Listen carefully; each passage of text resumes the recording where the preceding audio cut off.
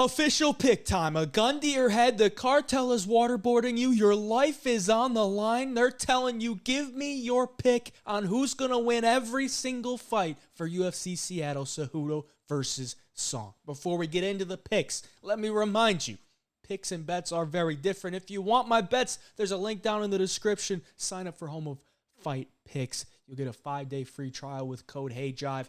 Let's go down to the bottom. We're going to do this pretty fast. I will tell you, before we get into it, a lot of close fights, a lot of stuff we don't know about a lot of these fighters. So, confidence level on some of these picks is going to be pretty low. But we started off with Modestas Bukauskas taking on Rafael Cerqueira.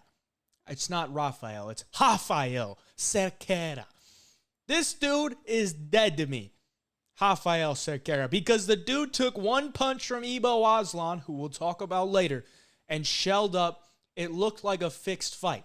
Maybe Ebo just hits that hard, but he got hit once and he didn't know what to do. Modestas Bukauskas, on the other hand, is not very good. Okay, I don't think he's amazing. He's not a world beater, but he can beat the bottom of the barrel. He has proven that. Okay, he beat Marcin Prachnio, but Marcin Prachnio is bottom of the barrel. He beat Zach Pauga, but Zach Pauga is bottom of the barrel, cut by the UFC. I know I said this dude is dead to me, but I'm taking him. Rafael Cerqueira. He's the underdog. I don't care. I'm going to put it out there. My life is in your hands now, Rafael, okay? He's my official pick this week. I do think he has some skills. If he can stay to the outside, use his striking, maybe even mix in a takedown. Supposedly his BJJ is pretty good. Trains with Jelton Almeida. I think he could win the fight. Bukauskas going life and death with Marcin Prachnio. Let's be real here, okay? He's not the highest level. He's a decent fighter, but I'm just going to take the flyer on Rafael Cerqueira. Moving on. Nursultan Ruziboev taking on Eric McConico. And McConico, training at the MMA labs, I actually like this guy as a fighter. I think he's decent. I don't think he's amazing. He's a little bit old for making his UFC debut, but I think he's decent. And I think Ruziboev is an absolute fraud. All right, this guy has built his record based off crushing cans.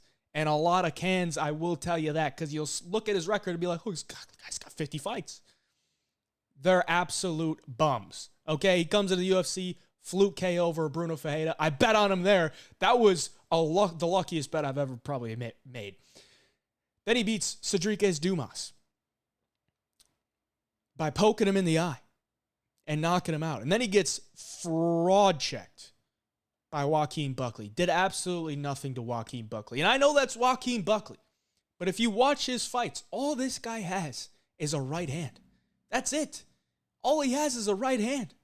It's either a straight right down the pipe, or it's a right uppercut. Nothing else. No grappling. You might look at his record and be like, oh, he's got this many submission wins. Bums. Let me remind you that. So once again, I'm going to take the flyer on the debuter. Eric McConico is the official pick this week. If he can mix in takedowns and if he can avoid that right hand, I think he's more skilled than the guy. He's a light heavyweight going down to middleweight. Ruziboev fought at welterweight. He's a skinny twig at 6'5", but he does have a nice right hand. So if he connects with that right hand, he could probably knock out Eric McConico. But if he doesn't, I'm going to take McConico to get this one done. Crazy picks so far, but just bear with me. It gets better. Okay, Austin Vanderford taking on Nikolai Veretennikov.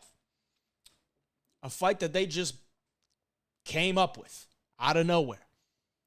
Vanderford, Bellator guy, was on an insane streak for a while, then got knocked out by Mousasi, and then got knocked out by Aaron Jeffrey.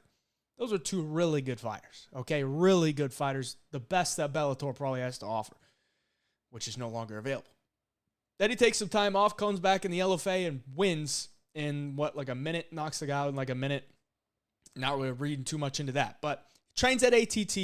He's a really solid wrestler, and if he can get takedowns in this fight, he's winning it, okay?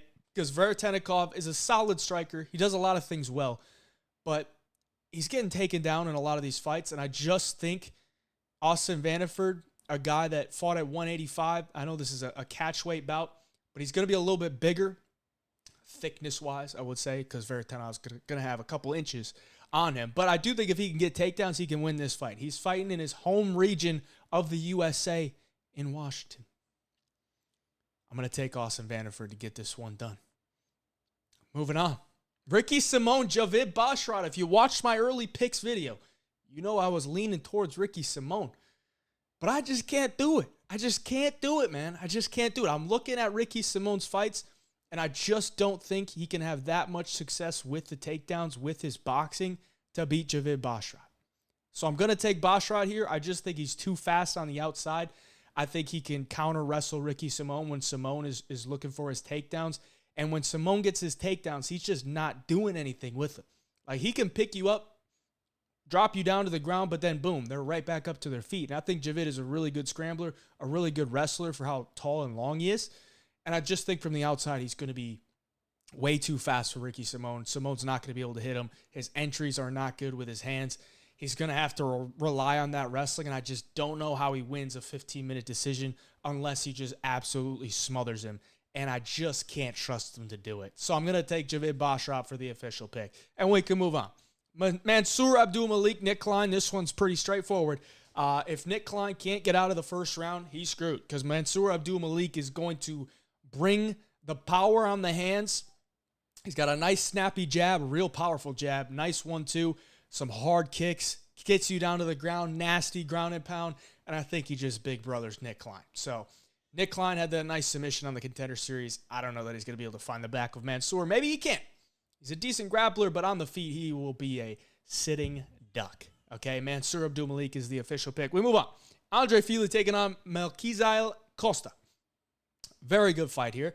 I think Melquizael can maybe implement some grappling in this one, but I don't really trust his wrestling. I think Andre Fili is a very solid fighter with a lot of experience, really only loses to like the top of the top guys, like guys inside the top 15.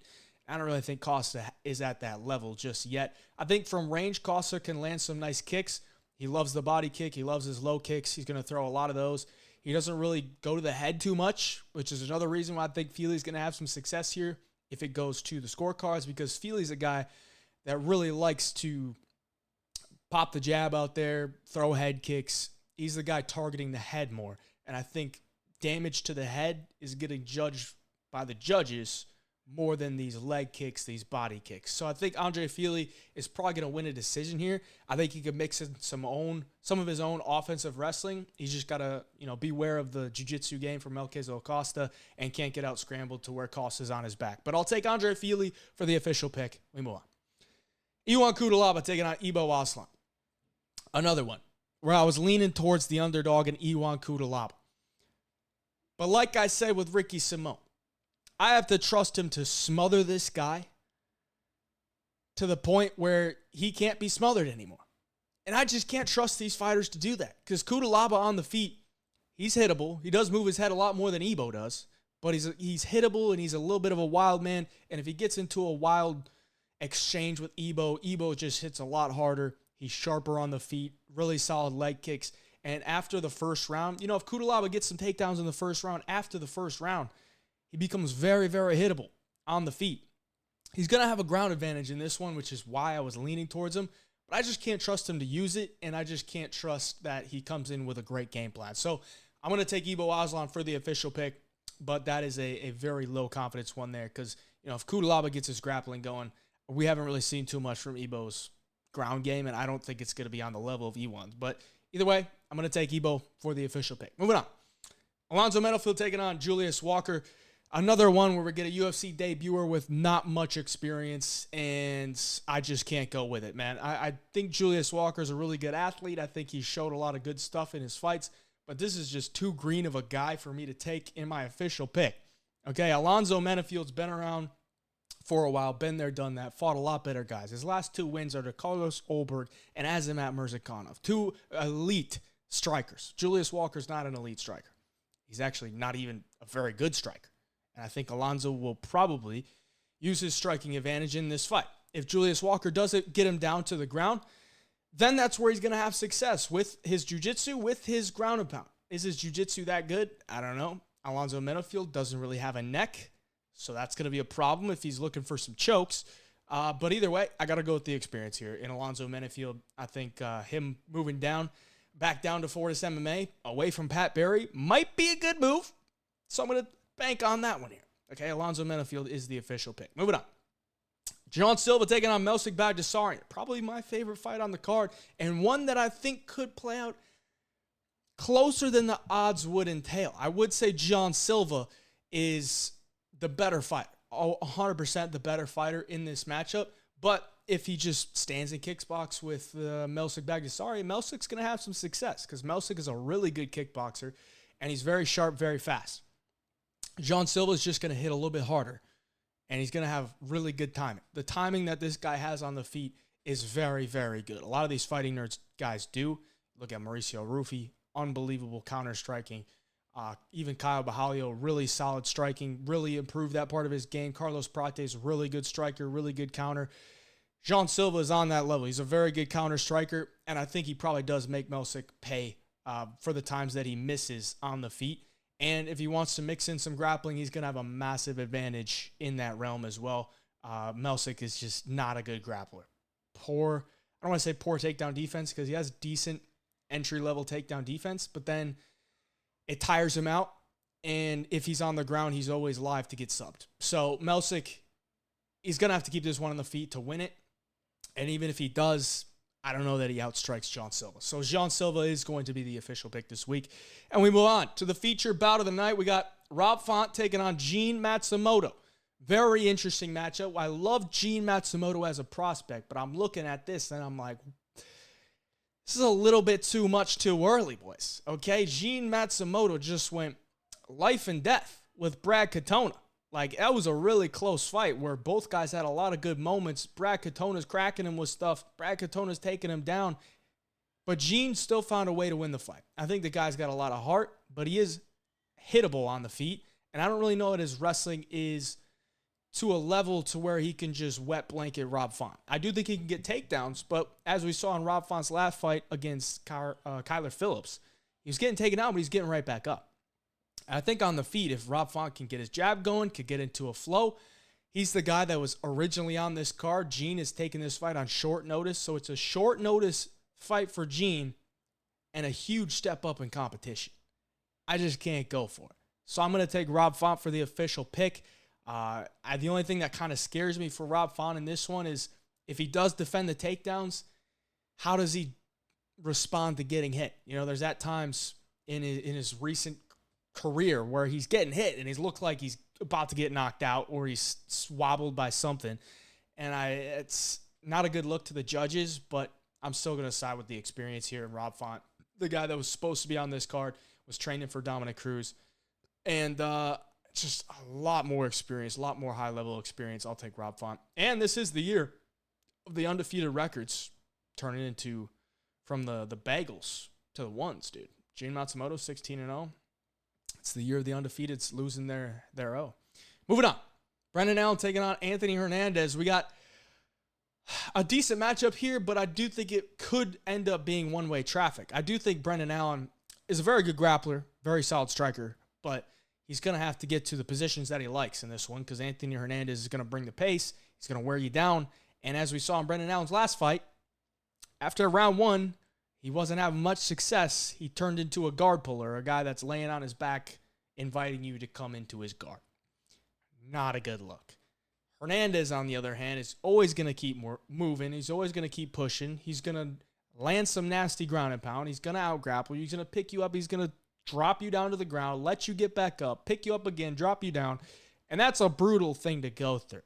If Brendan can get to the back and kind of slow down Hernandez, if he can get to the back in round one, even if he doesn't submit him, at least that won't allow for Hernandez to get into a groove of where he's just wearing down Brendan Allen. It's a 3-round bout, so that kind of makes a big difference compared to 5 rounds. But either way, I just don't really see it. I think Hernandez will probably win this one by a decision and just wearing down Brendan Allen. Brendan Allen's tough. He's not going to bitch out. So I don't really see a finish from Anthony Hernandez. I think Hernandez gets this one from pace, pressure, chain and takedowns, wearing out Brendan Allen, and he picks up another win, gets his hand raised. I'll take Anthony Hernandez for the official pick. We move on. Henry Cejudo taking on Song Yadong. This is one where if the experience from Cejudo comes into play, it could look interesting. But I think he's got to get it going early on. I think he's got to get takedowns early. He's got to get Song on his back. Maybe he's starting to panic a little bit, kind of being like, this is what happened in the Petr Yan fight, where I'm having success, but then I'm getting taken down and I'm getting held down for 2-3 minutes, or not even. It was more like 90 seconds, 2 minutes of the end of the round, and you lose the round. If Cejudo can win round 1 or round 2, then this gets real interesting, because you zap that sort of confidence from Song Yadong, and Song just lost his last fight by getting taken down and being held down. Then those last 3 rounds are like, well, we got to figure this shit out. I don't know that's going to happen, though. Like, I don't know that Cejudo just takes him down and holds him there. And on the feet, I know Cejudo's a pretty decent striker, but he's just very undersized. He's 38. He's been durable throughout his career, but I don't know where or when that's going to crack. Song Yadong hits pretty hard. His boxing is really sharp. And I'm just going to go with the younger guy here. To me, it's not a super confident pick in Song Yadong, because I do think Cejudo's getting a little bit disrespected by the odds, but the age does play a factor. The time off, he's been off for about a year now, and I think Song comes back here and picks up a win. But like I said, if the confidence gets zapped from Song and Cejudo can kind of build into a fight with some early success, then things will get interesting. But either way, Song Yadong is going to be my official pick. And that'll do it for the video. I appreciate you for watching. Like the video for me. Hit the subscription button. I'll be back here with the best bets video for you very soon, and the Long Shot live call-in show with Matty Betts on Friday. Till next time, hey, John Picks.